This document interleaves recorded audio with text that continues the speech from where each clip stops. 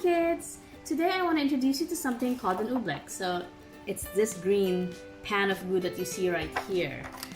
What an oobleck is, it's a non-Newtonian fluid. So it means it's not quite liquid, it's not quite solid, but it flows and it's made with very simple ingredients. You actually only need two things: cornstarch, this one.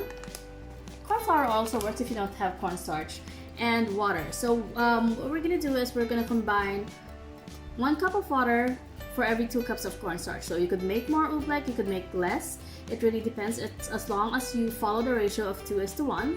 And then if you want it a little bit more colorful, you could put in 2 to 3 drops of food coloring. So for this one, we use green.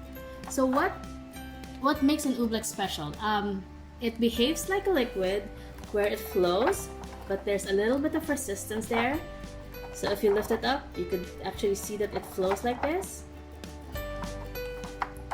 This is a special type of fluid because it's quite strong, and when there's impact, it becomes sort of like a solid. So they say you can actually use it to stop bullets. It's that strong.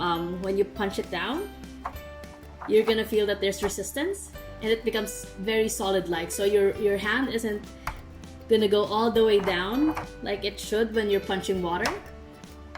It's because it's an oobleck. It's a non-Newtonian fluid. It's kind of satisfying if you play with it, and a little bit gross too. But it's very easy to make. It's a good science experiment that you can do at home. So that is an oobleck. Other examples of non-Newtonian fluids would be something familiar to most kids. Would probably be something like slime, which you can buy from stores, but this one is something you can do right from your own home.